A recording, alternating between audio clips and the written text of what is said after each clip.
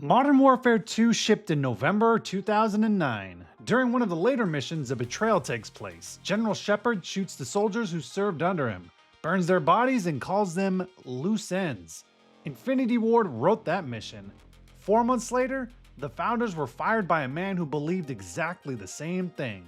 The mission survives, the soldiers don't. This is the story of how the machine ate the makers. By 2007, Bobby Kotick had turned Activision from a near bankrupt publisher into a company worth billions. But Kotick never really wanted to be remembered as just a video game CEO. No, he wanted board seats and Sun Valley invitations. He desperately wanted to be a media mogul. More like a Steve Jobs or a Ted Turner. Not really a Yamauchi or a Kutaragi. Kotick once described Activision's corporate culture like this.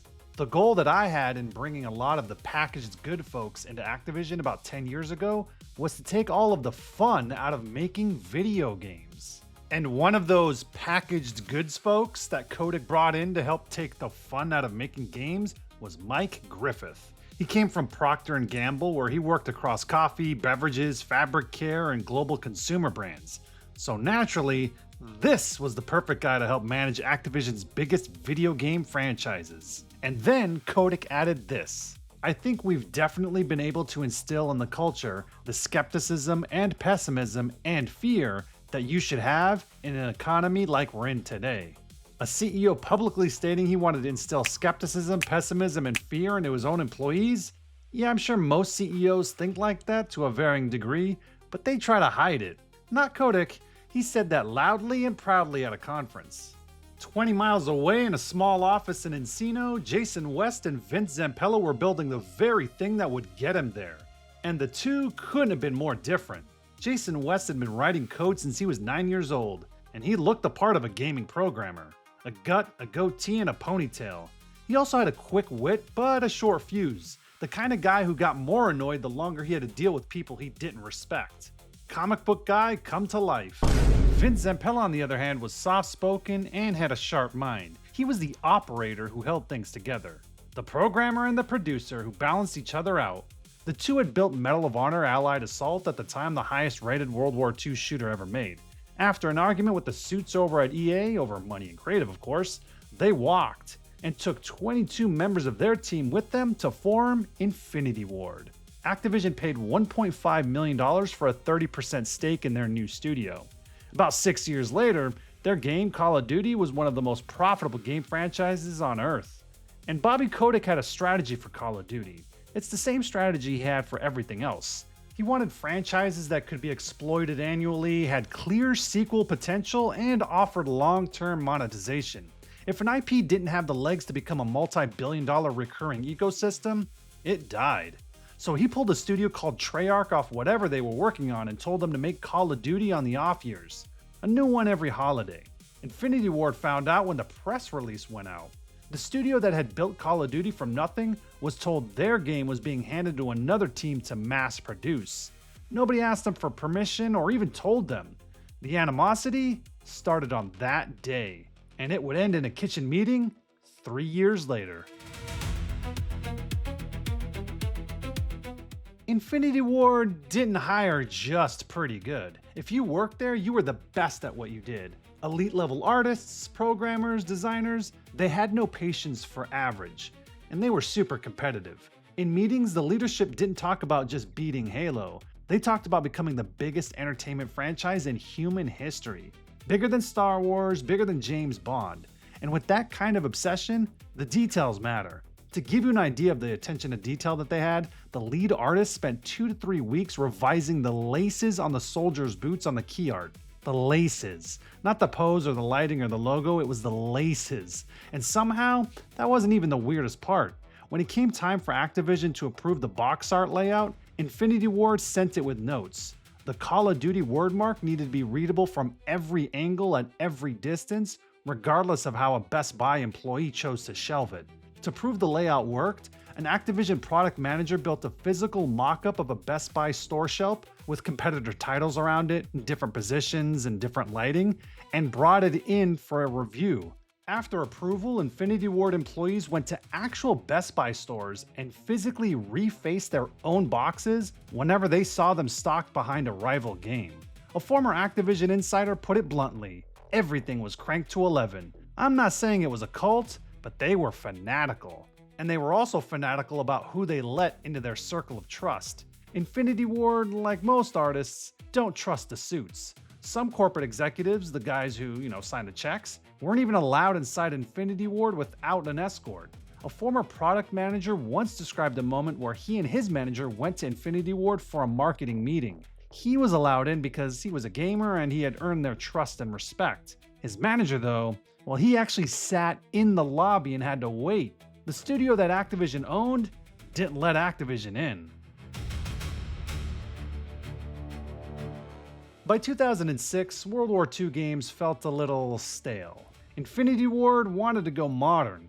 Activision wanted to play it safe. So Infinity Ward built a vertical slice, a playable prototype of a modern-day Call of Duty, and put the controller in Bobby Kotick's hands. He said yes. Some of the Infinity Ward designers were obsessive World of Warcraft players. They took the grind and progression system of the game, stripped out the wizards, handed everyone an assault rifle, and made military multiplayer addictive. By applying the slow drip leveling and the weapon unlocks of an MMO, and working that system into Call of Duty, they turned it from a successful shooter into a cultural phenomenon. Call of Duty 4 Modern Warfare sold 7 million copies in 2 months and would go on to sell nearly 20 million in its lifetime. Meanwhile, Treyarch kept shipping the off-year releases. Infinity Ward saw them as B-team players, not really worthy of the franchise, but there wasn't much they could do. Activision wanted yearly releases. The contract kept Treyarch out of the modern era though, so Infinity Ward got the present and the future, and Treyarch was forced to do historical shooters. Then Treyarch did the one thing Infinity Ward never would. They created zombies. The Infinity Ward team saw it for the first time at the final Greenlight meeting, and according to a former Activision employee, the reaction was immediate. What the hell is this? Treyarch was having a hard time making historical gameplay compelling, so they went off the reservation. For Infinity Ward, the Call of Duty brand stood for grounded military realism. You fast roped on a container ship, you assaulted an airport, you did not fight zombies. But Activision approved it, and Treyarch shipped it anyway. And players loved it. It became one of the most popular game modes in the history of the franchise. Treyarch's Black Ops shipped and did $360 million in its first day, a higher opening than even Modern Warfare 2. And that was the first sign for Activision. Even the B-Team studio could generate hits. Activision had the biggest game franchise in its history with Call of Duty. Jason West and Vince Zampella knew it. They had just made Activision more money than any single product in the company's history. But they also wanted a way out, or at least the option to make something else. So they went to Activision and asked for a new deal. Instead of taking a salary like normal employees, they wanted a piece of that upside. If Call of Duty made more money, they made more money. The kind of deal that Hollywood actors and directors get. Christopher Nolan doesn't just take a flat fee for a movie, he gets a cut of that box office. West and Zampella wanted the video game version of that deal. Pay us like creators, not middle managers. What they got back was a document called a Memorandum of Understanding, not a standard contract renegotiation. So basically a contract says, here is the binding deal. An MOU basically says, here's what we understand the deal to be, which can still be binding but gives lawyers more room to argue about what it really means if stuff hits the fan. Oh, and it would. Signed in March of 2008, it assured Activision, what they wanted most, that Call of Duty Modern Warfare 2 would be released on November 15, 2009.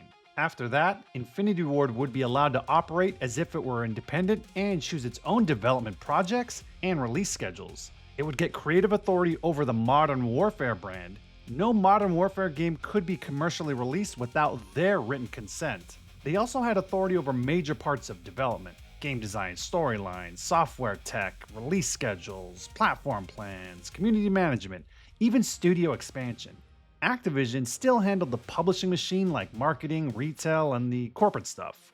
The DMZ line between the artists and corporate suits was made crystal clear. The MOU also included a guaranteed studio bonus of at least $35 million tied to Call of Duty 4 Modern Warfare, a separate $15 million performance bonus to be distributed across the Infinity Ward team, as well as stock options and performance participation in every future Modern Warfare title. Nothing like it had ever been signed in the video game industry. Now you might be wondering why Bobby Kotick would agree to something like this.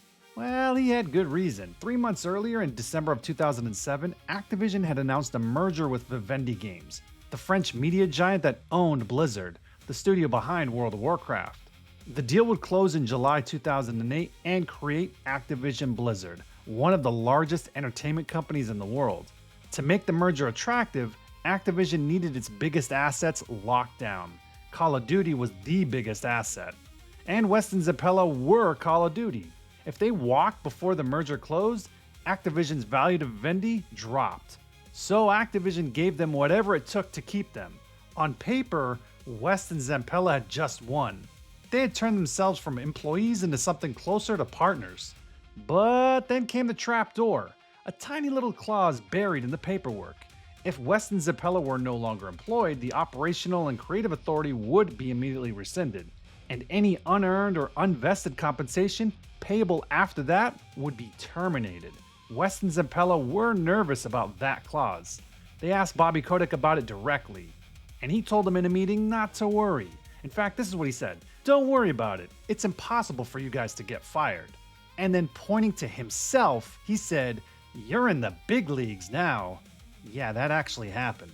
And once Kotick got his Vivendi merger deal done, he and Activision executives already started to regret the MOU it had just signed. In private emails later unsealed in court, executives said they were over West and Zampella. Mike Griffith complained that they were making too much money. Griffith, who had experience in selling dish soap and detergent, apparently didn't like it when the creators of Call of Duty started profiting from what they built. Activision executives also complained that with the MOU in place, they didn't have control over Modern Warfare.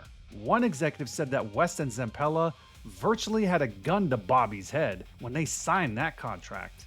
But of course, there was no way Bobby Kotick was ever going to honor this MOU. By 2009, nobody was pretending anymore. Activision wanted control back. West and Zampella wanted independence. Modern Warfare 2 was still months away from release, but both sides were already preparing for the fight that would come after it shipped. Activision executives were already discussing succession plans for the studio once the game was delivered. So while West and Zampella were working to get Modern Warfare 2 across the finish line, Bobby Kotick kicked off a secret internal investigation. Codename Project Icebreaker. The goal was pretty straightforward: get into West and Zampella's emails, phones, voicemail, and work computers. Find something, anything. Find a reason to get them gone. The job went to Thomas Finati, an employee in Activision's IT department. And when he asked why they wanted him to do this, Activision told him, "We just want to get rid of them." Finati had concerns, obviously, and even his own supervisor told him not to do it. Then Activision's chief legal officer, George Rose, stepped in and told Finati, "Don't worry about what your boss says. This comes from Bobby. Bobby will take care of you, protect you, whatever the case may be." Oh, and to top it off, he told him, "Don't get caught doing it." Activision still needed West and Zampella to finish Modern Warfare 2. If they found out about this scheme, it could jeopardize the game and millions in revenue. Get the game, then get rid of the game makers. Finati tried to crack the passwords himself. He couldn't, so he called Microsoft. Ironic, isn't it? At the same time, Microsoft was Activision's biggest platform partner. Call of Duty competed with Halo, sure, but it also sold Xbox 360s. Microsoft, well, they said no. They wanted a court order. So Activision's team started brainstorming ideas that belonged less in a corporate investigation and more in a heist movie. One plan involved staging a fake fumigation of the entire Infinity Ward building. Clear everyone out, get to the computers, image them, and then get out. Another plan involved a fake fire drill. Same idea, different method. None of it worked. So while the IT side tried to break into the computers, the executive side started planning for life after the founders. West and Zampella had each made roughly $16.3 million in 2008. Their replacements? would cost a lot less. Activision wanted the same machine with cheaper parts. And the planning started with Activision executive Mike Griffith. He was the guy who signed the MOU. He emailed Ann Weiser, Activision's chief HR officer, and wrote, "The only thing relevant that I'm aware of is an Infinity Ward retention program still in the planning phase. This would be an equity-based award for the top 12 team members, excluding Vince and Jason, to help ensure we retain the team if things blow up at the top. As you know, this has been a difficult relationship." Activision was already sketching out a plan to keep the studio alive without them. At the same time, Activision was breaking the MOU it claimed to be protecting. The deal said no Modern Warfare game and no modern era Call of Duty game could be released without West and Zampella's written consent. Activision ignored that. Treyarch was developing a Wii port of Modern Warfare without permission. West and Zampella found out and confronted the executive in charge. They were told that the project was dead. Well, except it wasn't. They were just removed from the email chain. Poor Treyarch caught in the middle. They kept going. Activision also let Treyarch use Modern Warfare 2 assets in Black Ops. Sledgehammer had been approved to work on a modern-era Call of Duty title as well. Again, all without written consent, as required by the MOU. So Activision was preparing to accuse West and Zampella of breaking the deal while breaking it themselves. The relationship between Activision and Infinity Ward just kept getting worse. For months, Call of Duty Modern Warfare 2 was marketed as just Modern Warfare 2. Now, why was that? Well, under the MOU, West and Zampella had creative authority over the Modern Warfare brand. So the more Modern Warfare stood on its own, the more power Infinity Ward had. Infinity Ward wanted Modern Warfare to become its own brand, separate from Call of Duty. Eventually, though, Activision quietly put Call of Duty back in the title. The tension kept bubbling up, though. At a Modern Warfare 2 promotional event hosted by Infinity Ward developers, fans noted something interesting. 3 custom multiplayer classes on the projector behind the developers. Skepticism, Pessimism, Fear. They were Bobby Kotick's own words from his conference speech. Infinity Ward was openly mocking the CEO's management philosophy and turning it into a loadout joke. Then there was a fight over the E3 demo. Griffith emailed that he was told West and Zampella needed 17 minutes. His reaction? This is BS. West and Zampella had told Kotick that they could give him a 10-minute live demo for an investor presentation if he wanted it. And when Griffith tried to talk strategy, West and Zampella just hung up on him. Again, these were game makers who had just built the largest game franchise in history, and here's a former Procter & Gamble executive who sold coffee and soap. They had zero respect or patience for his opinion on games. And Kotick's response wasn't exactly conflict resolution. If they really did, I would change their locks and lock them out of their building. Yeah, just a totally normal, healthy workplace. Griffith's answer was even more revealing. As soon as I get that gold master. He wanted their game, just not them. Now the industry, believe it or not, is a fairly small community. With this kind of drama, word got out, and eventually it reached EA. Just 3 months before Modern Warfare 2 shipped, EA executives saw an opportunity. They circulated an internal list of Infinity Ward employees they might recruit. EA CEO John Riccitiello then met with Seamus Blackley, the former creator of Xbox who is now West and Zampella's agent. The conversation was about the angles and ways they can pry them loose from Activision. 3 weeks later, EA sent a private jet. August 28, 2009, West and Zampella flew to San Francisco and were taken to Riccitiello's house. What happened inside has never fully been made public, but West and Zampella later admitted under oath that they told EA they still had more than 2 years left on their exclusive Activision contracts. Now from the outside, this EA meeting looked reckless. Why take a secret meeting with Activision's biggest rival while still under contract? Why hand Bobby Kotick the excuse he was looking for? Well, the first reason, they were already losing. The relationship with Activision was openly hostile. Activision's legal team was auditing the contract. The bonus payments were getting slower to reach them. From the inside, it looked obvious that Activision was already trying to build a case to cancel the deal. The second reason? Leverage. A meeting with EA was not automatically a job offer. It was a bargaining chip. A way to walk into the next Activision negotiation and say, hey, we got options. The third reason, timing. The MOU said that creative authority and future unearned compensation disappeared if both of them stopped working at Infinity Ward. But Modern Warfare 2 was almost finished. If they could just ship the game first, then walk, the lawyers could fight about whether the kill switch clause still applied. They weren't planning to quit. They were planning to finish the game, collect the money, and decide what to do next. And then there was the fourth reason. They were pissed off. They built the most successful entertainment franchise in the world, made Activision tons of money, and they were being treated like overhead. So when a private jet showed up to fly them to the CEO of EA's house, they got on that jet. November 10th, 2009. Call of Duty Modern Warfare 2 releases and sells 8 million copies while making $500 million in just the first week, setting every entertainment industry record at the time. Infinity Ward also delivered the game 5 days ahead of that MOU deadline. And here's the funny thing. Activision's own top brass had given West and Zampella so much autonomy that some of them reportedly didn't even get to play the final game before the public did. Activision's own lawyers would later say in open court that the Modern Warfare 2 bonus pool totaled roughly $147.5 million. And Infinity Ward, well, they kept poking Activision right in the eye. When you booted up the game, the words Call of Duty didn't even appear on screen. And the end credits, well, they told their own story. Infinity Ward gave its team a long, polished credit sequence with game footage and slow-moving names that lasted more than 5 minutes. Activision's credits? Well, they popped up on screen against a black background, sped up so fast that the whole thing lasted about 25 seconds. You can almost hear someone at Infinity Ward saying, "Fine, here's your credit. Don't blink." Activision later argued that this snub was a breach of contract. In court filings, the company claimed West and Zampella hurt Activision's ability to publish and market Modern Warfare 2 by failing to include the Activision logo in the game and refusing to fix it. The biggest entertainment launch in history, and the publisher was mad about getting disrespected.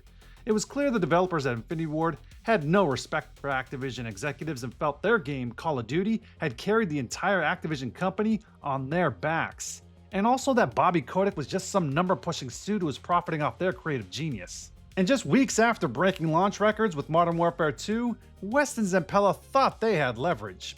So they walked back into Activision with a demand. Infinity Ward would spin out and become independent. West and Zampella would own every game they made going forward. Activision could publish the games and take whatever cut it negotiated. And if Activision said no, Infinity Ward wouldn't start Modern Warfare 3. Kotick had a hostage situation on his hands.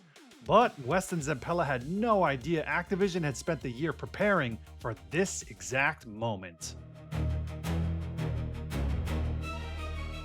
By early 2010, Activision had moved from planning to execution. Bobby Kotick sent an email to CFO Thomas Tipple, Chief of Staff Cody Johnson, and Mike Griffith. The subject line was about Michael Ryder. Kotick wrote, "He was very clear, materially more comp and would likely accept. We will likely have Vince and Jason's comp." Tipple replied 1 minute later, "This means sharing in studio bonus pool?" Keep in mind, West and Zampella still worked at Infinity Ward at the time of this email. The investigation hadn't produced grounds for a firing. Activision was discussing how to make Michael Ryder the next head of Infinity Ward, and Kotick was already pointing to West and Zampella's compensation as money they would likely have available. Privately, executives also knew the firing would look ugly. In an unsealed email, 2 Activision executives discussed the PR risk. One asked, "Is everyone ready for the big negative PR story this is going to turn into if we kick them out?" If they fired the guys who had just delivered the biggest game in history, people would ask questions. Activision's lawyers then met with West and Zampella's lawyers to negotiate. West and Zampella made them an offer. They would finish and deliver Modern Warfare 3, and after that, Activision would release them from their contracts, letting them start a new independent studio and take up to 10 Infinity Ward employees with them. The talks lasted 3 days. On the third day, Activision's lawyer left the room to consult with the rest of the team. When he came back, he slid a letter across the table. West and Zampella thought it was a counteroffer. Nope. The letter said they were being investigated for improper conduct and breach of fiduciary duty. Activision ordered them not to discuss it. They had to cooperate completely. Anything less could become another reason to fire them. The company also demanded their computers, phones, and communication devices. When West and Zampella raised privacy concerns, Activision's lawyers treated that as another possible act of insubordination. So the rules were simple: hand over the devices, don't ask too many questions, don't talk to your people. During the President's Day weekend of 2010, West and Zampella spent more than 6 hours in a windowless conference room. Other Infinity Ward employees were pulled into interviews too. Some were reportedly brought to tears, and West and Zampella were warned not to console them. Comforting their own staff could be treated as insubordination too. In March of 2010, just months after the biggest entertainment launch in history with Modern Warfare 2, West and Zampella were summoned to Activision's headquarters in Santa Monica, California. And like a cutscene in one of their games, they were each escorted, separately, by a detail of thick-necked security guards wearing communication earpieces into a conference room. They were brought in one at a time, faced the lawyer, the head of HR, and fired for insubordination and breach of contract. Their bonuses? Voided. The Call of Duty franchise reverted to Activision under the clause. They were escorted out of the building. People inside that morning saw them leave and would later say that the two looked like someone had run over their dog. Within an hour, Activision's security personnel were dispatched to Infinity Ward's office in Encino. Their job was to make sure the founders could not come back inside the studio they had built. Paul Sandler, a designer at the studio, was sitting at his desk when a lead artist rolled past on a kick-push scooter and shouted, "Jason and Vince just got fired." Sandler stood up and asked the one question everyone had on their mind. What the Why? Activision executives then called an emergency meeting in the studio kitchen and gave them an offer. Then the Activision executives come, and I'm talking like the executives, right? Bobby Kotick came in, Thomas Tipple came in, everybody who was sort of running Activision at the time, that whole upper leadership echelon, sort of came in to try to like calm everybody down, which did not go well. Like, at all. They offered us a deal at during that meeting, right? Okay. They had deals already printed out. And the deal was basically, hey, if you stay and you make Modern Warfare 3, they sort of had that plan of like, hey, all right, we're going to give you your money. We're just going to give you it in tranches. So like every 3 months, you're going to get a percentage of that total money, right? So if you're owed $1 million, we might give you like 100,000 here and 100,000 here. And then because we feel that if we give you your bonuses, they are going to be so high that you'd have no reason to stay. Like you would just quit. My argument to that, and I think most of our arguments back to them, was that's not your choice to make. Like, we've already earned it. We've already made the money for you. You have the money, and contractually, you need to split a percentage of that money with us. You don't get to decide after the fact that, oh my God, we made you so much money that you now have leverage against us. That is not how any of this works. I don't think that there was anybody in that room that just swallowed the pill, right? I think everybody was like, fuck this, fuck them, we're at war. 40 of Infinity Ward's roughly 100 employees resigned in the weeks that followed. 38 of them joined a new studio. It was called Respawn Entertainment. Founded by Jason West and Vince Zampella in April 2010, just 6 weeks after their firing. The funding came from EA. For the second time in 8 years, Jason West and Vince Zampella had walked out of a publisher over compensation, brought their team with them, and started a new studio. So to be creatively in control of our intellectual property, it just means a lot to us, so we can kind of set the tone for what it is we're working on, and why we do things is, for the good of the product. To keep the staff who hadn't left, Activision withheld 60% of the Modern Warfare 2 bonuses owed to remaining Infinity Ward employees. The money would be released only when Modern Warfare 3 was finished. In other words, get back to work. If you want the money you've already earned, finish the next game first. West and Zampella sued for $36 million in unpaid bonuses. The claim eventually ballooned into a billion-dollar fight over bonuses, control, and the future of Call of Duty. Activision called them self-serving schemers. Vince and Jason only did things that were right for the team and the players and the game. The problem comes into that what's right for the team, the players, and the games is not always what's right for the unlimited profit generating machine of Activision. Then Activision countersued EA for $400 million, accusing the publisher of conspiring to destabilize Infinity Ward from the inside. The lawsuit was vicious, but also pretty funny. Two of the biggest publishers going at it. Activision's countersuit included an entire section titled "The Fall of Electronic Arts and the Rise of Activision." Yeah, that was actually a legal document. A full page of trash-talking EA in court documents. Activision also refused to attach the actual MOU to its court filings, while simultaneously demanding EA produce its internal documents. The case never went to court. It was eventually settled in May 2012, the day before it was supposed to take place. Rank and file Infinity Ward employees received $42 million. West and Zampella received a sealed settlement analysts estimate in the tens of millions. A reporter at the New York Times asked Bobby Kotick why he had pulled the trigger. And he said, "You find out two executives are planning to break their contracts, keep the money you gave them, and steal 40 employees. What do? You fire them." Activision bet the franchise was bigger than the men who made it. For the next 15 years, the company collected on that bet. November 8th, 2011. Modern Warfare 3 ships without the founders and made $400 million in its first 24 hours. Gamers didn't care who had been fired. They wanted Call of Duty. Activision shipped Call of Duty. But the Modern Warfare 3 that shipped was not the Modern Warfare 3 Vince and Jason had been imagining before the studio cracked. The original creative vision had been a war fought across iconic American landmarks like the Golden Gate Bridge, the Santa Monica Pier, and the Statue of Liberty as a sniper position. The final campaign kept pieces of that idea, but by then, Infinity Ward was no longer whole. Sledgehammer had been pulled in, Raven helped too. It was an emergency reconstruction. The machine got the product out, even if Modern Warfare 3 was less of a sequel and more of a rescue mission. Over the next 8 years, the franchise kept pumping out games. Outer space, exosuits, wall running. Gee, wonder where that came from. The reviews weren't that bad, but fans did have some fatigue. The Infinite Warfare reveal trailer became one of the most disliked videos in YouTube history. So Activision rebooted the franchise as Modern Warfare. The same name, a new game. Nostalgia did the rest. The game set new franchise records. And just weeks into COVID, Activision launched Warzone. Take Fortnite's microtransaction money printing machine and slap Call of Duty over it. Forget yearly releases. With Warzone, Activision had built something better. A Call of Duty that never had to end. The franchise became a routine. A money-making routine, though.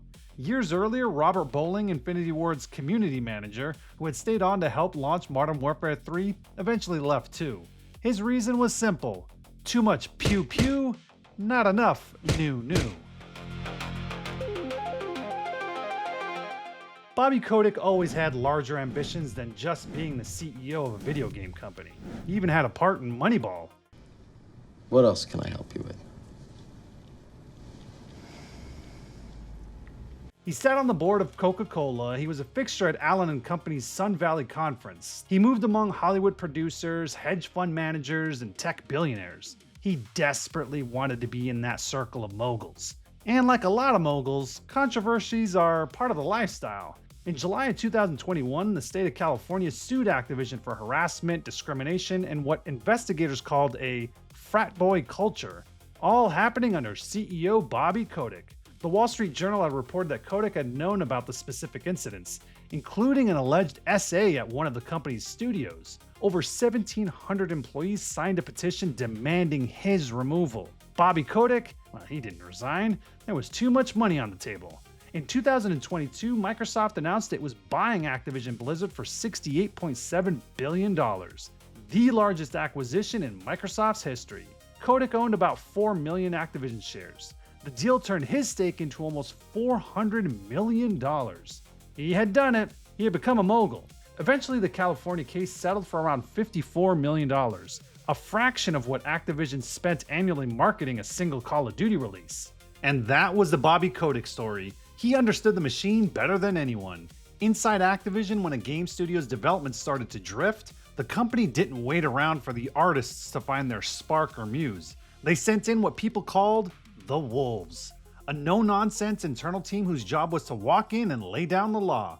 The Wolves were brutal. Feature cuts, scope reductions, schedule lockdowns. The Wolves didn't coddle artists, they didn't apologize or stroke egos. They came in, grabbed the steering wheel, and got things back on track. That was Kotick's Activision at its purest. You didn't need to make the thing or even use it. You didn't even have to be liked by the people who made it. You just had to own the machine that made sure the thing shipped. Jason West and Vince Zampella didn't last long together at Respawn. The lawsuit took more than money. It took the partnership too. After the Activision settlement, Respawn was supposed to be the clean restart. By the time the lawsuit settled, West was barely showing up at the new studio. In July of 2012, the team received a meeting invite with a very subtle title, Come to Jesus. The idea was to get everyone in a room with West and clear the air. It did not clear the air. The meeting exploded. Employees complained about the rushed Activision settlement. They complained West had been consumed by the lawsuit, that he became erratic and distant. And they complained he had ignored the game they were all supposed to be building. The man Activision fired for being too protective of Call of Duty was now being attacked inside his new studio for not being present enough on Titanfall. Eventually, Zampella decided one of them had to go. In starting up the company, it's a different team, it's different dynamics. We lost some people along the way who just, didn't fit in with what we were doing or the way we were doing things. And, Jason was one of them. We've done some amazing things together in the past. I have a ton of respect for him. But, I think it was time for that to happen. I think we'll both grow professionally and personally because of it. And I wish him all the best. West was exhausted and had soured on the industry, leaving it for 6 years before coming back in 2019 when he joined Epic. Zampella stayed at Respawn, launched 2 Titanfall games, both amazing by the way, Apex Legends, and Star Wars Jedi Fallen Order. And in his final years, he helped rebuild Battlefield, the franchise that had spent years chasing Call of Duty from behind. In 2025, Battlefield 6 finished as the best-selling game in the United States. Meanwhile, Black Ops 7 slipped in sales and became one of the worst user-reviewed Call of Duty games in recent history. The franchise that had been the default #1 of American gaming since 2008 had finally been beaten, and by the franchise Vince Zampella spent his final years rebuilding no less. Tragically though, Zampella died in a car crash in December 2025. The lawsuit that destroyed Infinity Ward also destroyed the partnership that made Infinity Ward possible. Activision lost the founders.